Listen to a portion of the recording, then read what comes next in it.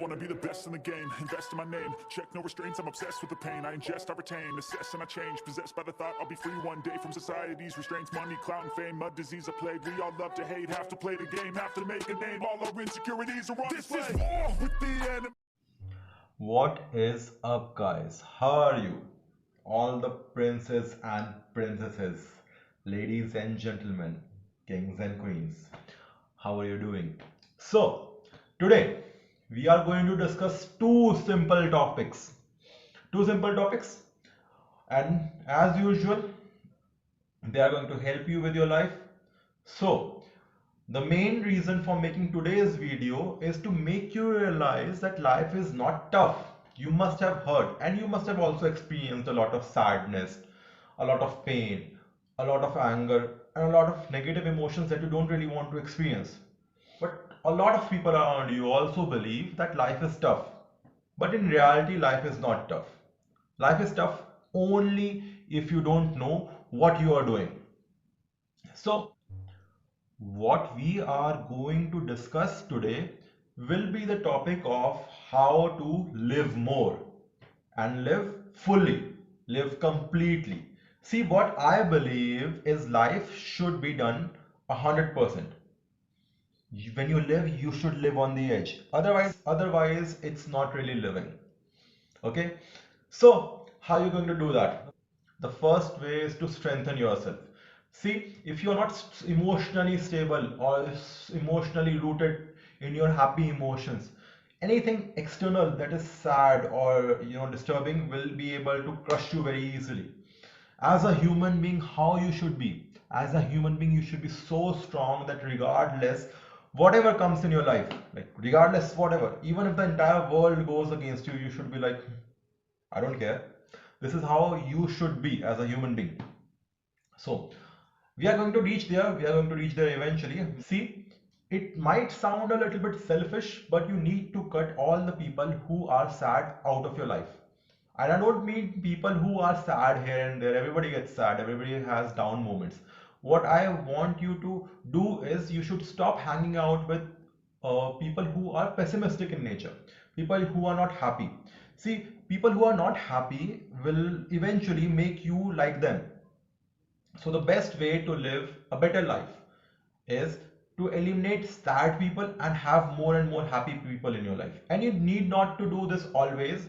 See, after a while in your life, when you are very strong enough, you are rooted in your good emotions, what you can do is you can go back and help all the sad people.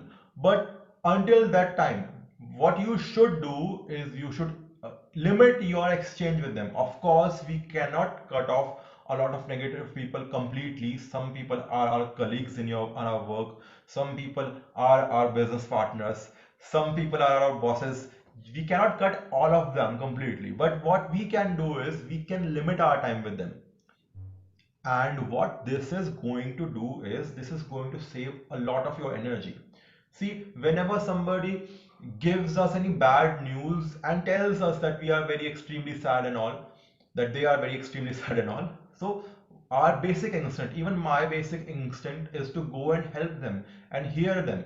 But what eventually happens is this person keeps on talking, and at the end you realize that regardless, they don't really want to help themselves, so you end up wasting your time. So best option is to have sympathy for them. Do whatever you can do. Do not cut them off completely, but keep your distance from them. Do not let that sadness affect you.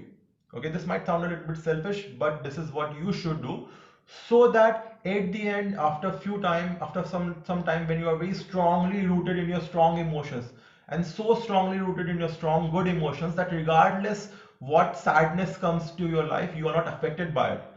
When you reach that point in your life, you can go back and help all the sad people. But until then, you must protect yourself.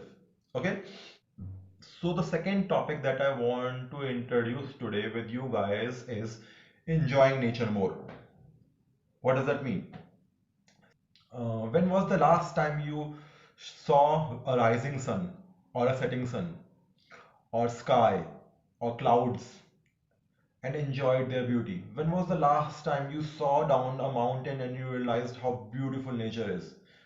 Not just that, when was the last time you felt the air around you? When was the last time you responded to the air around you? We take all of these things as a granted thing in our lives.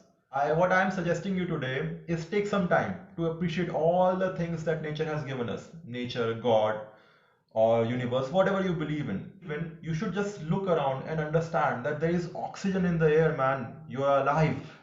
Isn't it wonderful? Appreciate nature more.